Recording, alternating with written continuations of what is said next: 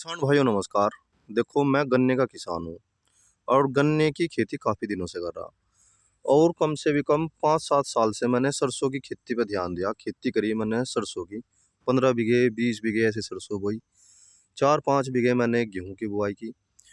किसान भाइयों सरसों में पैदावार अगर समय पे बो देते हैं हम 15 अक्टूबर को तो किसान भाइयों सरसों जो है हमारी 2 कुंटल 2.5 कुंटल की निकलती है। अगर हम लेट बोते हैं नवंबर में बोते हैं तो वह 1.5 कुंटल की निकलती है। हो सके लागत अधिक देने के कारण थोड़ी घनी कुछ चीज़ें निकट जाए। और गेहूं की पैदावार जो है अगर हम 15 नवंबर को बो देते हैं गेहूं तो उसकी पैदावार बहुत अच्छी होती है, बहुत ही उसमें मजदूरी भी निकल जा और साथ साथ में किसान भाइयों उत्पादन भी अधिक होता है। अगर हम इससे ज़्यादा लेट करते हैं तो हमें नुकसान होता है। किसान भाइयों देखो हम हैं गन्ने के किसान। यूपी के अंदर जो है सबसे ज़्यादा पश्चिमी उत्तर प्रदेश में सबसे ज़्यादा जो है गन्ने के किसान हैं। और गन्ने के किसान होने के साथ साथ वे गेहूं और सरसों की खेती लेते हैं। ये तीनों ही खेती बड़े किसान की खेती है। जो 50 बीघे का किसान है, 100 बीघे का किसान है या 150-200 बीघे का किसान है, क्योंकि उसके पास एक तो लेबर होती है। ये जैसे हमारे पास गन्ने की खेती है, इसके साथ साथ हम पशुपालन भी कर लेते हैं और मजदूर भी अपने पास रख लेते हैं अगर हमारे पास 100 बीघे ज़मीन है, 50 बीघे ज़मीन है। परंतु सबसे बड़ी समस्या यह है कि ज़मीन जो है अब हर किसान के पास बहुत ही थोड़ी होगी। किसी के पास लघु किसान है, कोई सीमांत किसान है और जो बड़ा किसान है वो तो गिने चुने ही है। गाँव गैल ज़्यादा 4 या 5 जिनके पास 50 बीघे से ऊपर आती है। और जो हम जैसे सीमांत किसान है जो 25 बीघे की खेती कर रहा, 20 बीघे की खेती कर रहा किसान भाइयों, उसके आगे सबसे बड़ी समस्या आ जाती है पैसे की, इनकम की। अगर हमने मील पर डाल दिया, समय पर पैसा ना आया तो घर चलाना बहुत मुश्किल हो जा, चाहे उसमें हम हो या आप हो, कोई भी हो। गन्ना किसान के सामने तो सबसे ज़्यादा प्रॉब्लम है। एक भसाना मील है जो पेमेंट काफ़ी लेट देता है, 8-10 महीने लगा देता है, साल भर भी लगा दे। और एक मलकपुर मील है जो काफ़ी समय लगाता है। और ऐसे ऐसे तो यूपी में पता नहीं कितने मील है। सरकार ने भी दबाव डाल दिया, सरकार ने उनकी मदद भी की, लो भाई किसान का पैसा दे दो, पर वे नहीं देते। चलो वह उनकी थिंकिंग है कि वे कैसे पैसे को कमा रहे।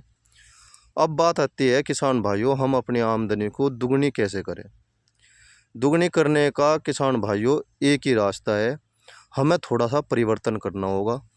परिवर्तन के रूप में हमें ये देखना होगा कि हमारी जो फसल है उसमें लागत कितनी आ रही और मेहनत कितनी हो रही और उसके साथ साथ हमें समय पे पैसा मिल रहा नहीं मिल रहा।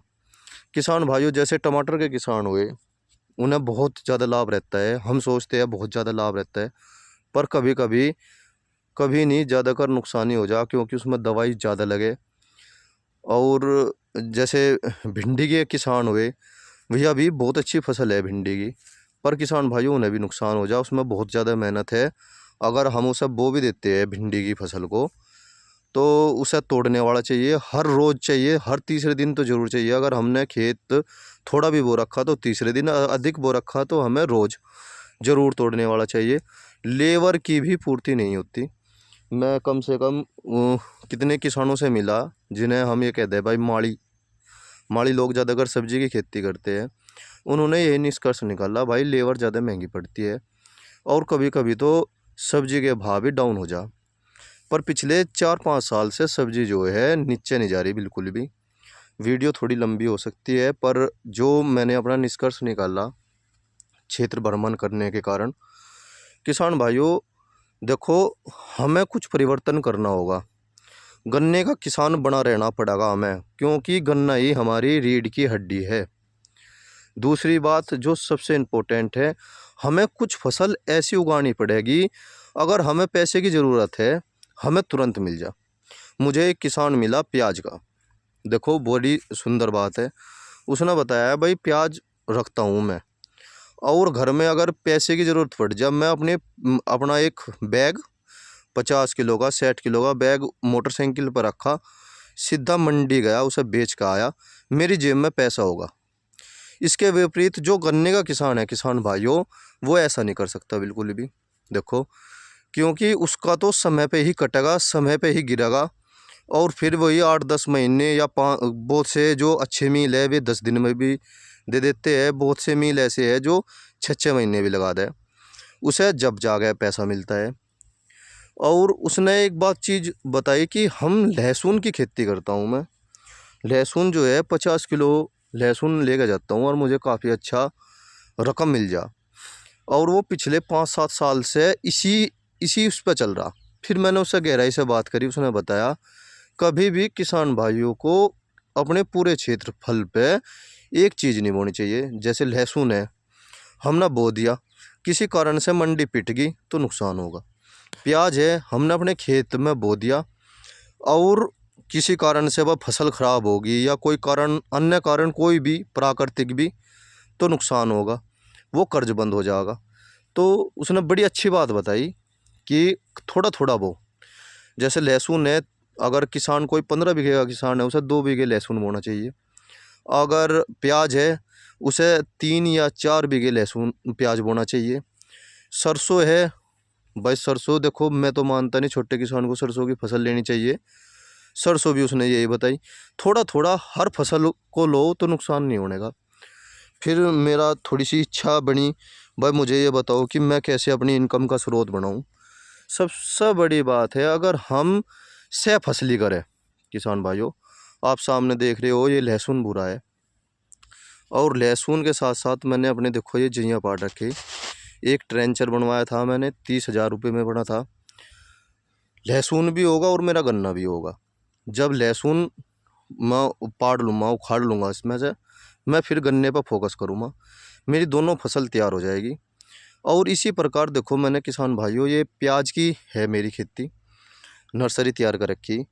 इस पूरे खेत में गन्ना निकालने के बाद कम से कम 3 या 4 बार तो मैं रूटरी निकलवाऊँगा, टीलर निकलवाऊँगा, कुछ अप्पो निकालूंगा, कुछ उनसे निकलवाऊँगा।